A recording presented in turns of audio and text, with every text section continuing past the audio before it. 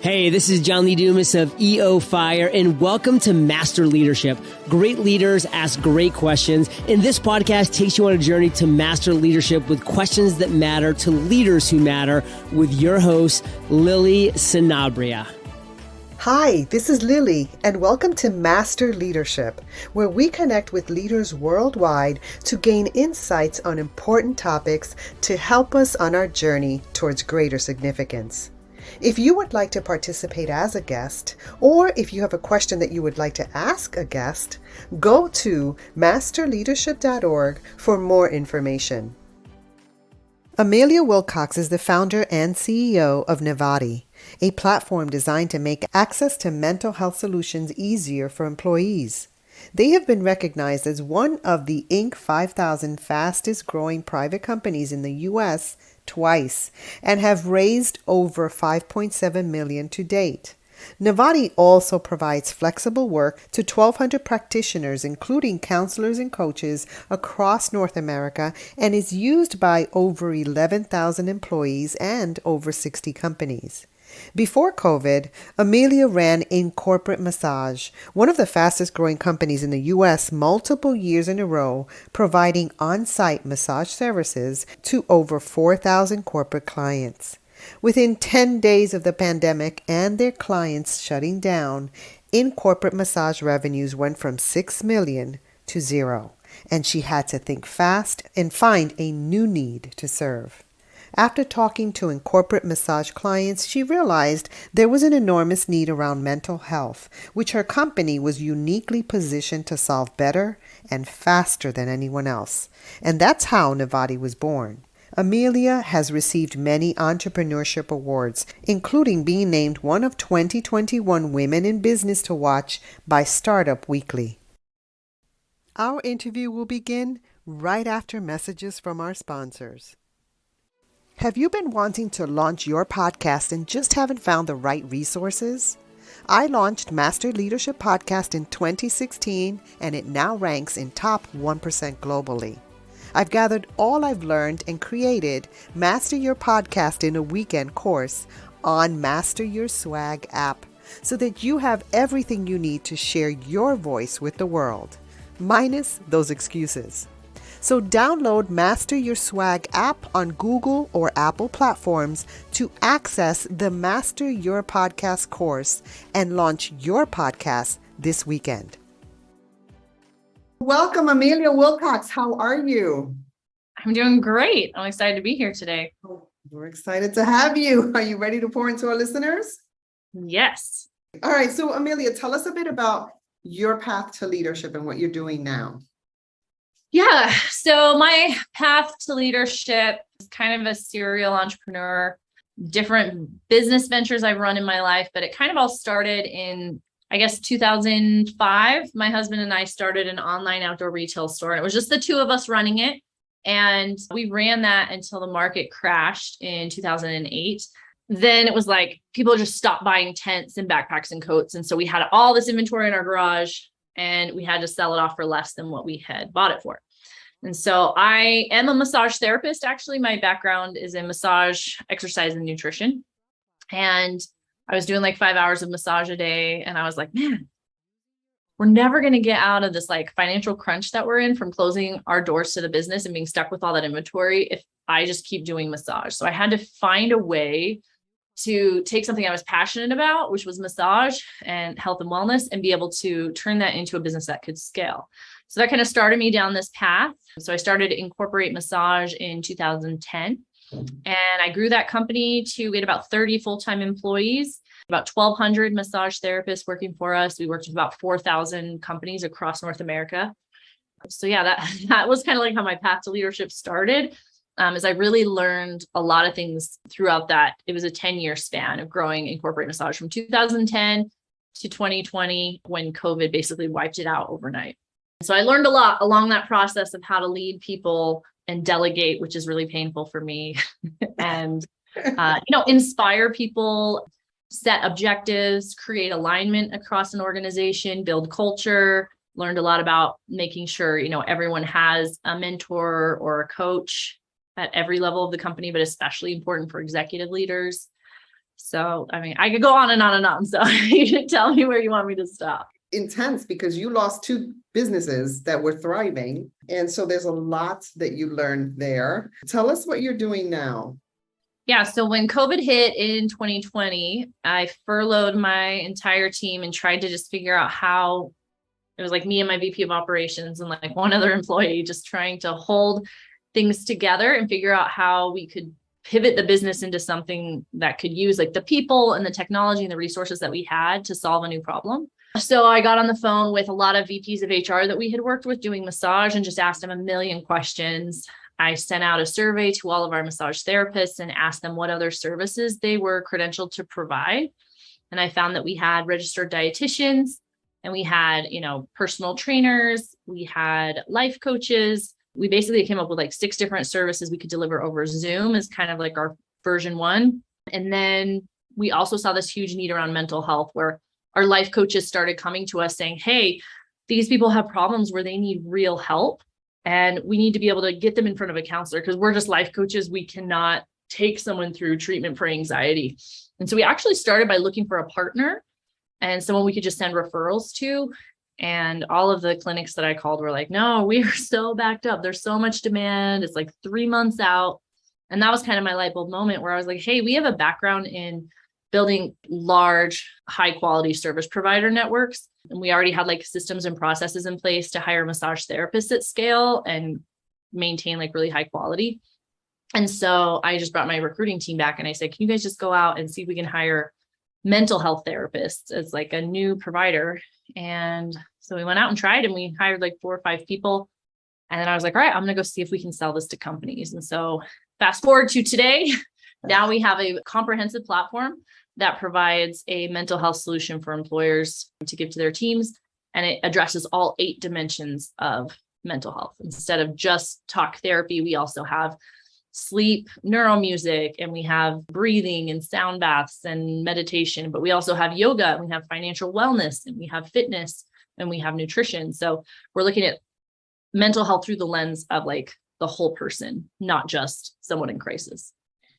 So needed. And what's amazing is that you started a business and you thought this through and you problem solved, when you lost that business and you problem solved again, a different thing. Were there times when you lost that zeal and how did you get that back? Because I know there's dips. There are dips. Yes, that's very accurate. And I did lose the zeal, especially like in the pivot story in 2020.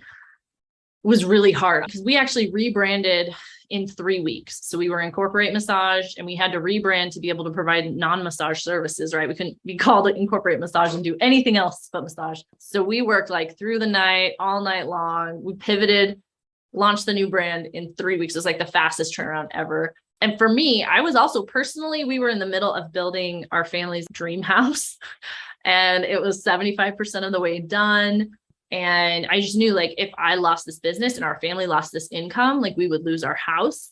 A half-built house doesn't even sell for half of what it would be worth completed, right? It's like you basically lose the farm on that. So for me, I was intrinsically motivated out of survival. I was like, I have to do this or we're going to lose everything. And that was really what drove me in those moments of like, can I do this? This is too hard. I want to give up. And I was just like, I don't have a choice. Like my family's depending on me. So maybe not the healthiest motivation that's out there because I ended up actually getting really sick because I had been working so many hours and not sleeping and my stress level was so high. I ended up with an autoimmune disease that just like basically sent my body off the deep end. So I don't recommend that. And that is like in a full-on crisis situation. But even like managing the company today, when I'm feeling lack of motivation or I'm having lulls in that desire to push forward, for me, that's a signal that I'm not managing my self-care very well and I'm not prioritizing myself and my needs. And so I'll usually take a little bit of time off when I start to feel that way. And if I'm up in the mountains mountain biking or I'm off on a beach with my husband or whatever the case may be, it'll just like light that back up. And that's what tends to work for me the best. And it seems like this is your passion work. Yeah, I'm pretty passionate about mental health, actually, personally and professionally. Right. Well, because you've gone through it and you understand how important it is. So tell us about how we can connect with you, your services. If someone wants to get in touch with us, it's just nivati.com, Nivati. I'm also on LinkedIn. I'm very active on LinkedIn. So if you want to DM me on LinkedIn, I will absolutely respond. Amelia-Wilcox. All right. So, Amelia, as a lifelong learner, what are you learning right now? Right now, I am in the middle of listening to a book called The Power Law, and it's all about venture capital, the history of how venture came to be and all the different phases. So we just raised a venture round at the end of March. It closed. So this is my first time raising venture capital. So I'm trying to just like learn everything I can about it, because they say once you jump on the treadmill, you don't get off. So I want to know what's coming next. And then the other thing I'm reading about and learning about right now is autism. One of my children was diagnosed on the spectrum. And so now I'm like, I don't know anything about this. There's so much I have to learn. Like, how do we support? And it's great because it's very adjacent to my professional interests as well around mental health. So thank you for sharing that. When you think about lifelong learning as a leader, that is one of the key things that we need to be. You also mentioned mentoring and coaching, the importance of having that for leadership. Why is that so important, and especially for your executive leaders? Yeah, so especially for me personally, because a lot of the things I'm doing, I haven't done before. And my superpower is learning. I am a very fast learner, but I also am doing things I've never done before. So I have to get in there and find somebody, for instance, since we pivoted, we're now a product-based business, right? So companies are paying us like a SaaS fee to give their employees access to our platform.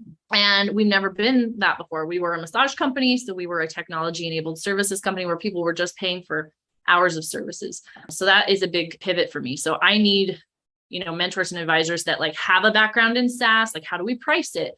What does the product need to look like? What should the user experience be? How do we get more engagement? Like, what types of tools are out there to remind users to spend 5 minutes a day for self-care? And even to what should we pay for certain positions? Like, what should the compensation look like for a startup, head of product, and how much experience do they need? And, what should I be looking for? And that, for me personally, it's the most important. For the rest of my executive team, most of them are doing jobs that they have done before in other spaces, but it's still important for them too, because just having an executive coach or a mentor who has been through, and as one of my advisors says, seen the movie before, they can help you avoid pitfalls, right? So there have been so many times where some of my advisors have been helping me avoid making a bad deal or going down maybe a specific market for sales, right?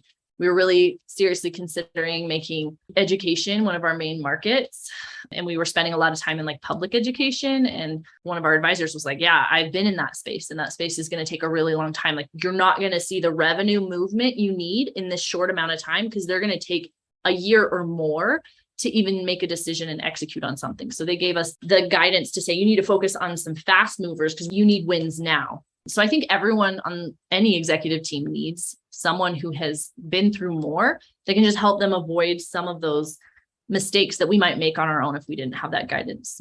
I collect coaches is how I describe it. So even when I was very first starting in corporate massage, 12 years ago, I would go to events and I would listen to speakers in subjects where I felt really deficient. And I would afterwards just walk right up to them after they got off stage, and I would be like, hi, I'm Amelia. I really wanted to come meet you. Can I take you to lunch? Can I get your email address so I can ask you questions, right? So I will find someone who has a specific skill set in something that I don't know or haven't done before.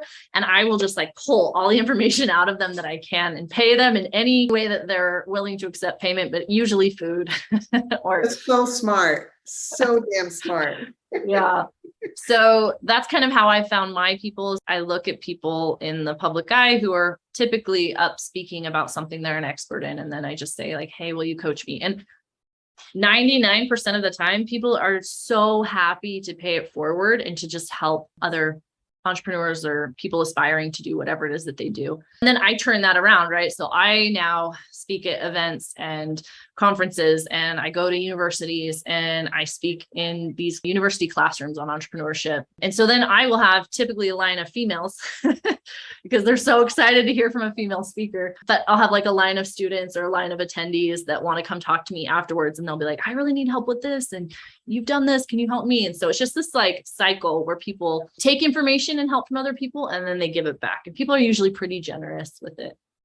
And the key is to ask for help. It's so simple, but it's so profound. It's even just this week, like we're trying to grow our sales. And I was trying to think like, how can we use our network to try to get intros to more companies? Because a lot of companies are looking for mental health benefits right now. And I want, how do I get in front of them? And even like my board members, 2 of my board members, I created a PDF that our investors could send out. We have about 50 investors. And I sent it to every single investor individually and just asked them for the favor of like, will you please introduce us to one portfolio company? And 2 of them came back to me and they were like, oh my gosh, I can't believe I didn't do this sooner. Like they've been on my board for like a year and they've never made this intro. And all I had to do was ask and they just didn't think of it on their own. So I think we as people like to make assumptions that like, oh, if that person wanted to help me, they would. Yes. But people are so busy. You really just have to get up the courage to ask for the thing that you need. And actually making the ask is like most of the battle. And I just sent that email on Wednesday and I already have 3 new companies in my pipeline that I'm talking to just because I asked. I love that. I had a coach of mine say, Lily, if I took away all your money, if I took away everything, would you be sleeping on the streets today? I'm like, no. Well, there are people that want to help you. You need to just ask for help. There are people that love you. There are people that care for you. You just need to ask for help. And that's the thing, asking. And sometimes we forget. Like you said, it's so simple, but we forget to ask. So thank you. Simple, yet so profound. I think it can move the needle more than anything else. And that's just a lesson I learned very early in life. And so now I will make the ask, but it's still hard because you still feel like, yeah, I don't want to put anybody out. I don't want to make anyone uncomfortable. And so I just have learned to those voices are still there. I'm just like, I'm just going to ignore you. All right. So Amelia, when you think of leadership today, what most concerns you and what are you most hopeful about? That is an interesting question. What most concerns me about leadership? Probably the leadership of our country, honestly, not to be political, but I have this sense of like, we have all these amazing business leaders and people just like don't want to get involved in politics. They're like, oh, leave the politics to the politicians, right? But because of that attitude that I think a lot of like business leaders have, we don't have the best leaders leading our country as a whole. So when I look at the state of leadership in the US, I think, yeah, a lot of companies have really great leaders. How do we get really great leaders running our country too, so that the whole nation can move up and progress? So that's one of the areas that kind of concerns me, because most of the best leaders I know have like absolutely do not want to be involved in politics at all. Even the neighborhood that my husband and I live in is like a township. And he's like talking about like, oh, I want to change this or I want to change that. And I'm like, then you should be on the council. Like the only way to make the changes you want is to go make those changes happen. So yeah, I think that's one of the areas I'm like, man, how do we inspire more amazing leaders in business to want to get involved in making our country as a whole a better place, like outside of business, And then you ask like what I'm hopeful about. Yeah, I love seeing a lot of these amazing companies rising to the top.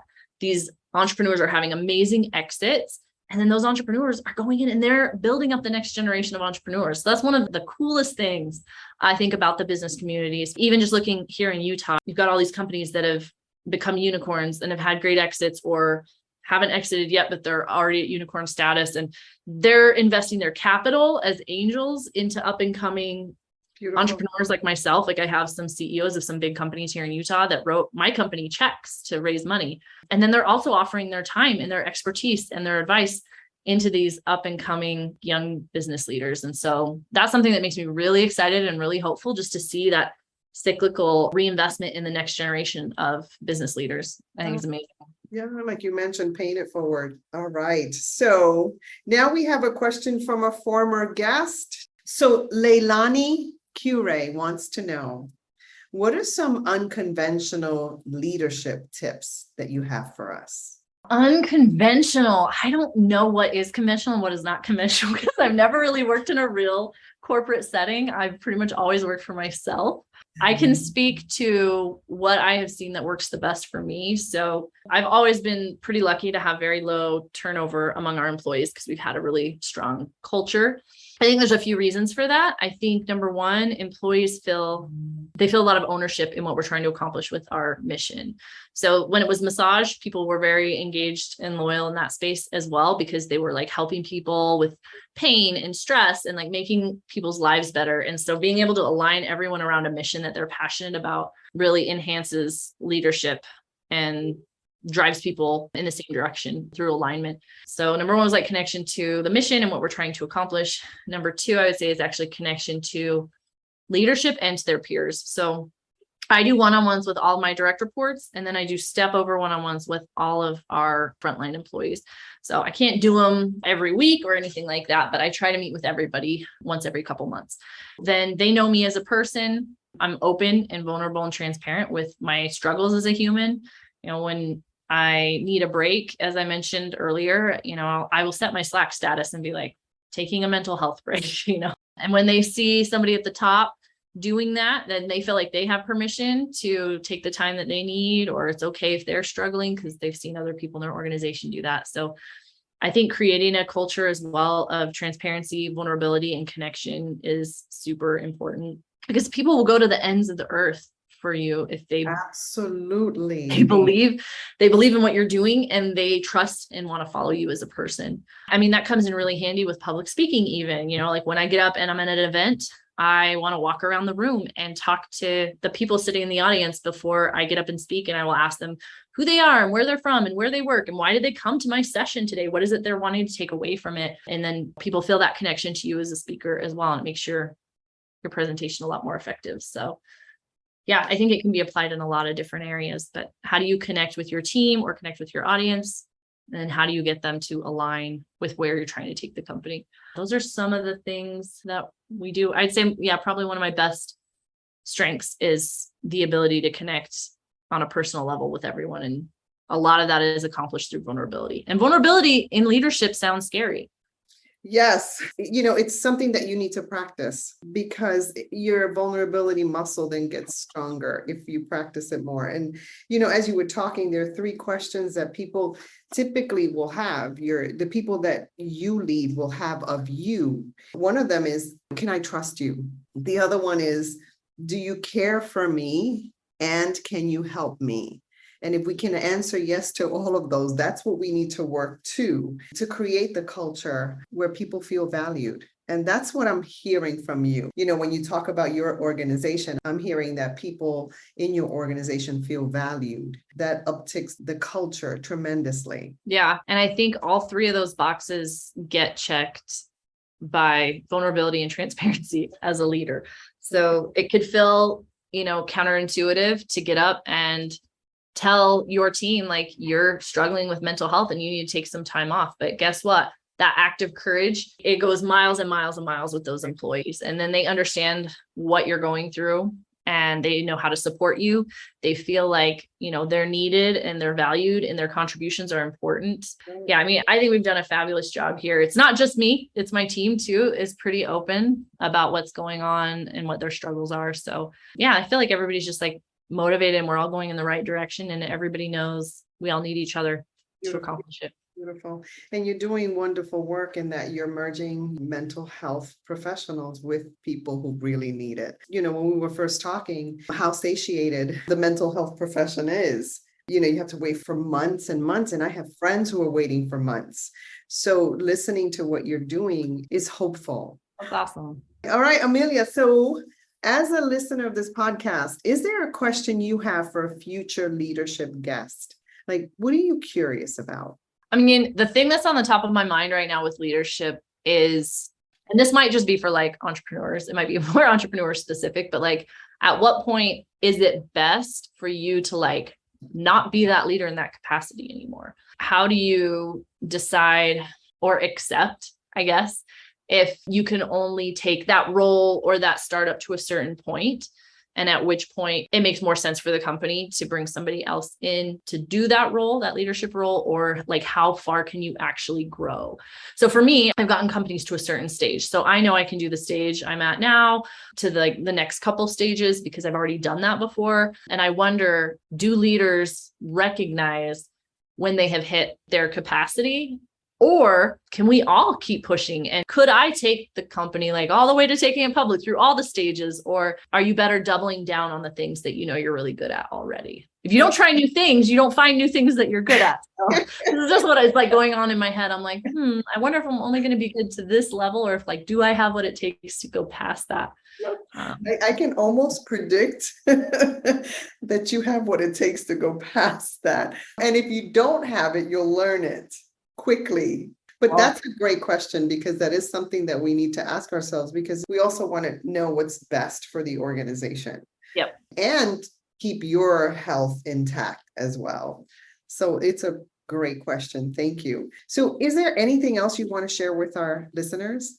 Yeah, I think just reminding people that, especially in this world right now where everything is so crazy and the hustle is so real, and, you know, we're all working remotely or hybrid, and we're all working harder than we were pre-pandemic, and there's things going on socially and wars, and like, we have to prioritize our own mental and emotional health. It is so critically important, because I learned this firsthand. As soon as you neglect yourself, it will all come crashing down on you. So if you really want to be able to help the people that you lead and your families and the people that you love, like, you absolutely have to take care of yourself first. It's that air mask on the airplane concept. We've heard it a million times, but it's like, we don't do it. So I just want to make sure everyone knows, like, you have permission to take care of yourself and to take the time that you need for yourself. And you absolutely have to do it if you want to be good at what you do. And if you think long term, right? Because sometimes as young people, we're thinking, oh, we can do this, we can kick this out. I don't need sleep. Yeah. You and I know, because I've had burnout too, and autoimmune. So that is not worth it, because then you'll be dealing with that for the rest of your life. I'm so happy that you're sharing that with us. And I'm hoping that we have some listeners that are taking this on really seriously, because it's happening a lot. So Nivati.com, Nivati.com. And it's Amelia-Wilcox on LinkedIn. Yep. Thank you so much for adding value to me and to our listeners. It's been a great conversation. Thank you, Lily. It was a pleasure to be here. In closing, here's a quick message. Coaching is the art of influence that underpins leadership in the 21st century. It is the very thing that can get you from being stuck to being extraordinary. So go to masterleadership.org and sign up to get a free coaching session. Until next time, continue to ignite that leader in you.